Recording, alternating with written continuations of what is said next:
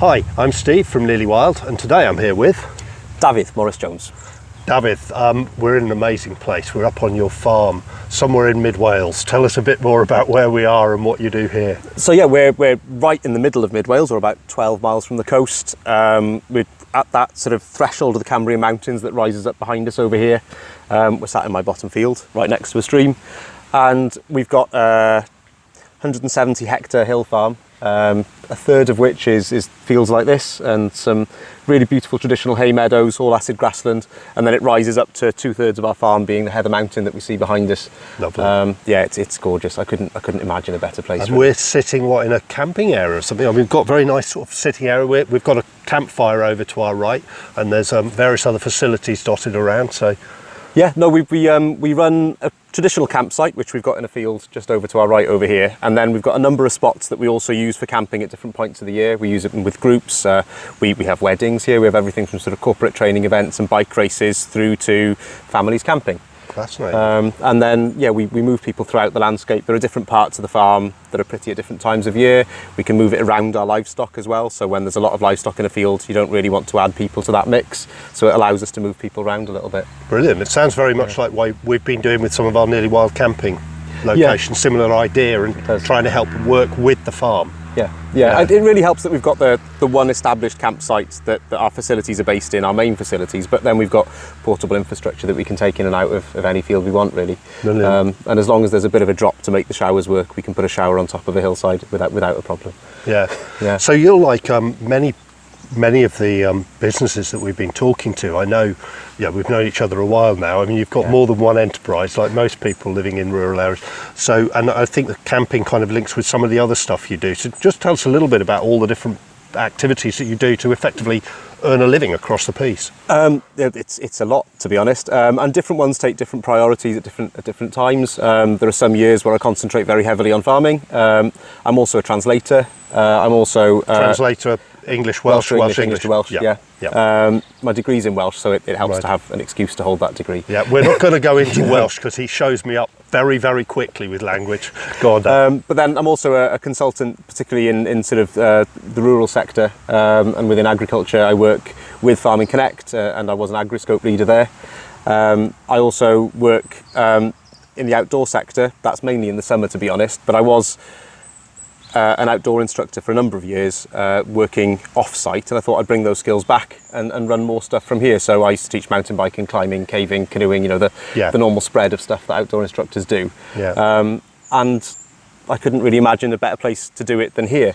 So we can bring those activities here. We can offer them a place to stay. We can offer cooking in the barn, but then if I need to, I can also lend a hand with the actual instructing, and get stuff working that way. Brilliant. So it's a real nice mix of things. And I know, certainly from lots of conversations we've had, I mean, you're pretty passionate about the natural world and wildlife and nature. And how do you integrate it with all of your activities? Does it integrate naturally with everything you do, or do you find some things it does and some things it doesn't? I feel that it integrates naturally with everything I do, but it's because everything I do, I'm self-employed and I do it my way, right? To be honest. So because it's something that I find personally very important, I just make sure that it's there. And it's a consideration in terms of the way you plan things, the way that you eventually action things that you want to do, but it's a core consideration to the extent that I wouldn't really think of not doing it. So it's always a matter of considering how it's incorporated rather than whether it should be incorporated. So it's a very active thing for you. It's something that you automatically say, that is something part of what I have to consider. That's where you start from, and then you work from there. Right. So the way we farm, and it's very much a traditional hill farm, it's very extensive grazing with slightly more intensive grazing patterns in our fields, but by intensive, it's very low down the intensivity scale. Our hay meadows are the way they are because of the way that my granddad managed them, and then my mother managed them, and now I manage them. Our hill looks the way it does because of generations of my family doing what we do here, and generations of other people's families doing what they did here before us. Yeah, absolutely. And I think it's about that continuation. It's about understanding your patch of land. I don't think I could gain as in-depth an insight into another bit of land as I have here. I've started understanding this as soon as I could toddle. And I've kept trying to understand it, and I'll keep trying to understand it until I'm dead. And I think that allows you to work with the processes that are happening around you. It allows you to understand the natural world that you're a part of. and the effect you have on it, but also the effect it has on you. You know, it's reciprocal. Absolutely. No, it's really interesting, and we could spend many hours just talking about the farming side of things, which we've already just had about 2 hours chatting together. So, but yeah, I mean, I think maybe for those of you who are fairly new to some of these things, it can be as simple as changing the number of animals that will, a bit like when you mow your garden lawn, it changes the way the lawn grows, and you can change the types of animals, changes the way the lawn grows, and it's the same farming, but you're also integrating with all the other things that farming is doing to produce both food for the table and hopefully also, if it's well managed, good for wildlife and everything as well. So that's something I'm sure we'll end up with more conversations about, Dav. What I wanted to talk to you a little bit more about is supply chains. Okay. Because a few of the people we've been talking to have talked about, oh, well, we need supply chains that are better for the wildlife-friendly activities we're doing. Yeah. And I know you've got some particular experiences, partly from obviously trying to sell large quantities of a particular thing like wool or meat or whatever. Have you got any thoughts on supply chains? Yeah, I see supply chains, especially at the moment, as being quite dysfunctional, really. Right. There are small local supply chains in the sense that we can supply our own meat, we can supply for the activities that we undertake. When we cater for events that are here, we always have lamb on the table, and we can do that within a relatively small closed loop between here and a processing facility that's about 12 miles away, and then back to here again. We can use local caterers to do that as well, which means that we can keep everything relatively close to in-house. The way that we use our timber from our plantation, we've got a sawmill that we use on site when we want to do any building. The loop is within the boundaries of our own farm. It goes from being a tree to lumber to timber to a building. Yeah. Within 160 hectares. Yeah, absolutely. But then when you start expanding on that, realising that we've actually got a very large urban population to feed, and we can't just look at who comes to camp here and can we make enough food to make sure that they're fed. The supply chains don't really work as effectively as we'd like it. You know, our wool, for example, goes from here to North Yorkshire to be washed, to then reappear in a knitting shop in Aberystwyth. Mm-hmm. But those sorts of scales are necessary, because if you don't have a washery that's capable of washing that volume of wool, you're not going to be able to keep the workforce employed for the whole year, and then you're not going to have any wool washed. Yes. You know, we've got a big market for our mutton in the West Midlands. Yep. And that market is there, needs feeding, and likes the product that we produce. So I think it's also just about trying to reduce the number of links in that chain. Yep. So that you can go from us to them in as few steps as possible. Mm-hmm. I think it's about incentivising chains to be local, but also to recognise that local isn't necessarily within 10 miles, within 20 miles. You know, local can be within a nation or a group of nations. Yeah. And I think in terms of that, you can make quite efficient and quite equitable supply chains. Yes. But I think the equity in them is what's not quite there at the minute, because as a raw product, it's not worth a lot of money. As a finished product, it's worth loads, and the length of the supply chain takes a little bit more of that value with each link. Yeah. So I think that's really where they fall down. That's really interesting, and I think we've got something in there about what you're saying with this thing.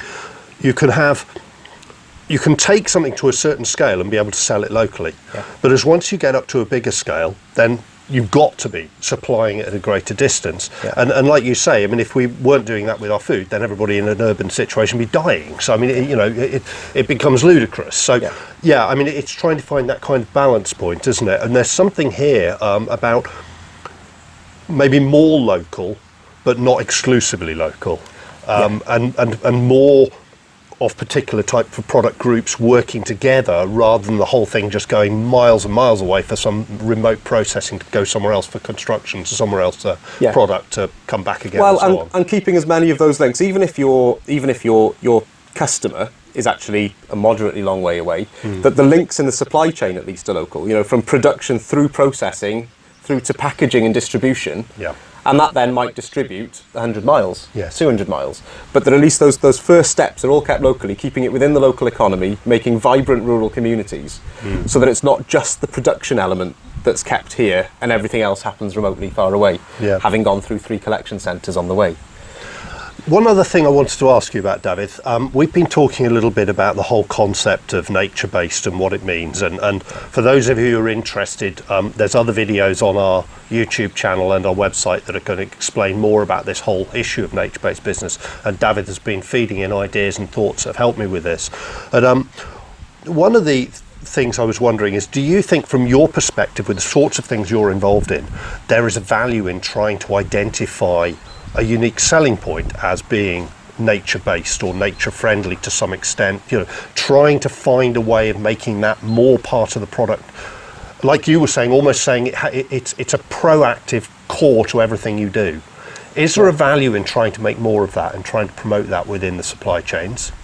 I think there's definite value in recognising it. Right. Because I think a lot of us do it as a core part of what we do anyway. Even the tourism element of what we do, we try and incentivise forms of sort of either active travel or of public transport travel, which in times of COVID is becoming more difficult. But certainly we try and get everyone here by bicycle, train, public transport, bus of some sort, or walking. Yeah. It's the last resort to encourage our customers to come here by car. And I think there's a lot of businesses that operate in that way, and they're not just food production businesses. Our tourism business is another example, but there's lots of businesses in all sorts of sectors that do these things as a matter of course because it's how they feel it should be done. And I think that just recognising that and having a tool to be able to recognise it's got a lot of value. That's really interesting. One final thought that I just put by you and see how it spins with you is that I feel that very often many of the rural businesses, particularly here in Wales and mid Wales particularly, is they're small, the person that owns the business is very heavily involved in the business. They're very much part of the way those people live. So if you have the value of wanting to support wildlife and nature, then it's intrinsically part of the way you do business. Yeah. Whereas actually if you're a very, very large corporation that's working multinationally, it's actually quite difficult. It's got to be completely identified as part of the way the corporate structure operates. Yeah. And it feels to me that there's quite a big difference in the sorts of businesses that we're often talking about that are micro, meso, family owned, and they see themselves as part of a local fabric. Does that match with the way you sort of see and feel? Because I know you've got a lot of interest in the culture and heritage of the area and so on as well, and obviously the language. Yeah, no, it definitely does. I think most of the businesses that surround us here are very much a very personal reflection of the people that establish and run them.